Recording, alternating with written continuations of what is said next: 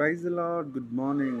దేవుని యొక్క మహాకృపను బట్టి ప్రభువైన యేసుక్రీస్తు నామానికి మహిమ ఘనత ప్రభావములు చెల్లిస్తున్నాను.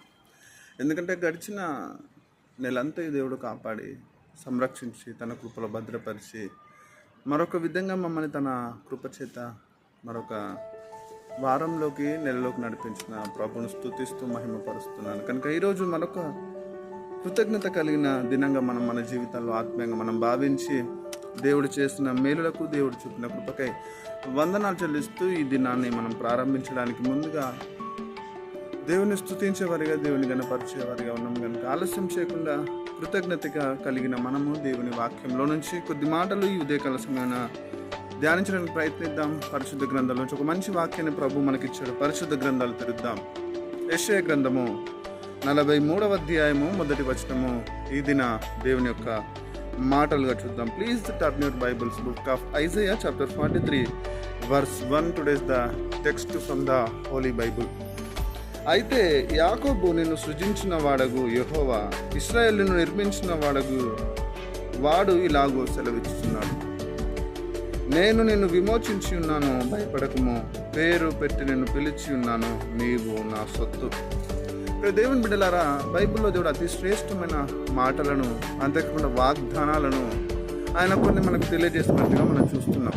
అందులో ప్రాముఖ్యంగా ఇప్పుడు మనం చదువుకున్న లేఖన భాగం కూడా దేవుడు తన ప్రజలకి, అనగా తాను ప్రేమించిన ఇశ్రాయేలు జనాంగానికి ఆయన ఒక వాగ్దానం తెలియజేస్తే ఏమంటున్నాడంటే, ఇదిగో ఇశ్రాయేలు, అయితే విను, నిన్ను సృజించిన వాడను నేనే, అంతేకాకుండా నేను నిర్మించిన వాడనైనా నేను ఇలాగ సెలవిస్తున్నాను. ఏమని సెలవిస్తున్నానంటే, నేను నిన్ను విమోచించి ఉన్నాను, భయపడద్దు, పేరు పెట్టి నిన్ను పిలిచి ఉన్నాను అంటున్నాడు.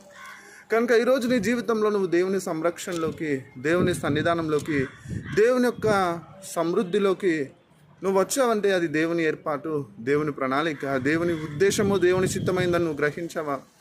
ఇక్కడ అదే జరిగింది. ఇశ్రాయేల్ ప్రజలు దాదాపుగా 430 సంవత్సరాలు ఐగుప్తు బానిసత్వంలో ఉన్నప్పుడు దేవుడు వారితో నిబంధన చేశాడు. దానికి ముందుగా అబ్రహాంతో నిబంధన చేసినప్పుడు ఆ నిబంధన దేవుడు జ్ఞాపకం చేసుకొని ఐగుప్తులో వారు ఇశ్రాయేలు మొరపెడుతున్నప్పుడు దేవుడు వారిని విమోచించినట్టుగా మనం చూస్తున్నాం. ఐగుప్తులో నుంచి మోషే నాయకత్వంలో వారిని విమోచించిన దేవుడు యెహోవా ఏమంటున్నాడంటే, మరలా తన ప్రజలైన ఇశ్రాయేలుకి వాగ్దానం చేస్తున్నాడు. ఆ వాగ్దానాన్ని ఆల్రెడీ తాను ఎవరికి చేశాడంటే, అబ్రహాము ఆదిపితరుడికి ఆయన చేస్తున్నట్టుగా మనం చూస్తున్నాం. ఏమని చేశాడంటే, నేను నిన్ను ఆశీర్వదిస్తాను. ఎంతగా ఆశీర్వదిస్తానంటే, ఇసుక రేణువులు అంత గొప్పగా ఆశీర్వదిస్తానని దేవుడు ఆ తర్వాత ఖచ్చితంగా వారిని ఆశీర్వదించినట్టుగా మనం చూస్తున్నాం.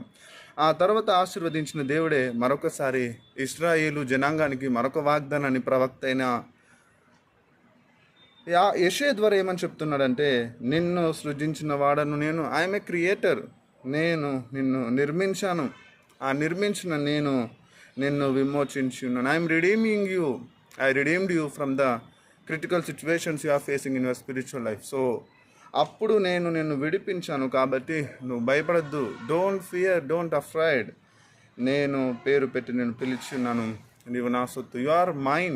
దేవుడు అంటున్నాడు, నిన్ను పేరు పెట్టి పిలిచాను కనుక నువ్వు ఏ విషయంలో భయపడకుండా, ధైర్యంగా, భీతి చెందకుండా నా మీద ఆధారపడినట్లయితే ఖచ్చితంగా నీవు కలిగి ఉన్న ప్రతి సమస్య నుంచి నేను విమోచిస్తాను.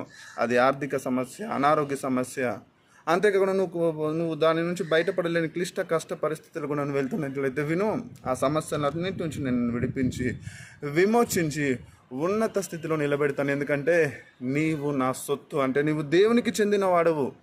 దేవునికి చెందిన నీవు, దేవుని కొరకు ప్రతిష్ఠించబడిన నువ్వు ఏ విషయంలో భయపడొద్దని ఈ ఉదయకాల సమయంలో దేవుడు మాట్లాడుతుండగా, ఇంకెందుకు భయం, ఇంకెందుకు భీతి, ఇంకెందుకు నీ చింత యావత్ ఆయన మీద వేసి ఆయన ఇచ్చిన నిబంధనను గట్టిగా పట్టుకో.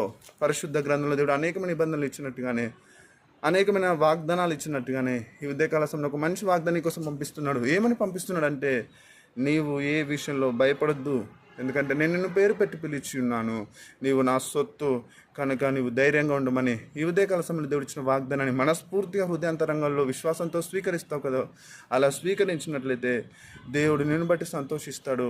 అంతేకాకుండా నీ ద్వారా, నీ సాక్ష్యం ద్వారా అనేకులు ఆయన చెందకు రావడానికి దేవుడు అవకాశాన్ని ఇచ్చినట్టుగా నువ్వు భావించి ప్రతిరోజు దేవుని వాక్యాన్ని ధ్యానించు. ప్రతిరోజు వాక్యాన్ని, ప్రార్థన నిర్లక్ష్యం చేయకుండా దేవుని సన్నిధానంలో ముందుకు వెళ్తున్నట్లయితే దేవుడిస్తున్న ప్రతి వాగ్దానాన్ని, దేవుడిస్తున్న ప్రతి మాటను నీవు స్వతంత్రించుకుంటావు. నీ ద్వారా అనేకులకు సువార్త అందడానికి దేవుడు కార్యం జరిగిస్తాడు. కనుక ఇలాంటి క్షణాన్ని ప్రతిరోజు దేవుని సన్నిధిలో గడుపు, ప్రార్థనలో, వాక్యంలో ముందుకు సాగు. అటు దేవుని యొక్క మహాకృప, ఆ పరిశుద్ధ ఆత్మదేవుడు నీకును నాకును మనందరికీ దయచేయను గాక. Have a blessed day. దయచేసి ప్రతిరోజు దేవుని సన్నిధిలో ముందుకు సాగండి. Faith on God official YouTube ఛానల్ని ప్రారంభించే కృపనిచ్చాడు. అనేకులకు పరిచయం చేయడం మర్చిపోద్దు, అనేకులకు తెలియజేయడం అస్సలు మర్చిపోద్దు. Once again have a blessed day. Good morning. God bless you all.